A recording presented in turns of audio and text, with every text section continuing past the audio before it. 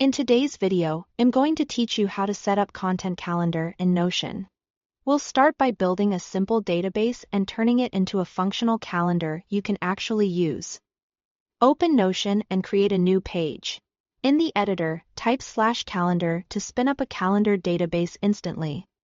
Or type /table if you prefer starting with a table. If you begin with a table, click Add a View and choose Calendar to create the calendar view. Either way, the goal is to have a database that can display as a calendar. For the calendar to work, it needs a date property. Open your database's properties and add a property called date, making sure the type is set to date. This is what Notion uses to place each item on the correct day, whether that's your publication date or a deadline. Give your database a clear name so it's easy to find later. Something like Master Content Calendar works well. Then, set up the key properties that will help you track your workflow.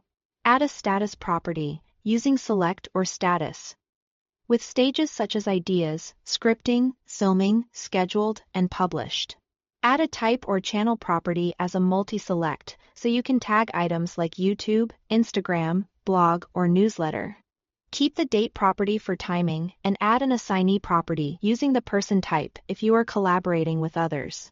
These fields will power your planning and reporting across views. To speed up repetitive work, create templates. Click the small arrow next to the blue New button and choose New Template. Name one YouTube template and inside the template, add a simple checklist for scripting, filming, and thumbnails. You can also pre-fill properties set type to YouTube and status to ideas, so every new item made with this template starts ready to move. Next, create a few helpful views. Keep the calendar for scheduling.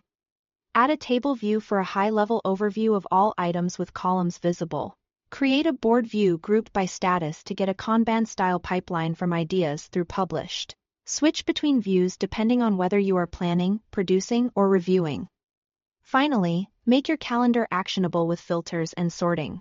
Add a filter to show only upcoming content by setting date on or after today. Sort by date ascending so the nearest deadlines appear first.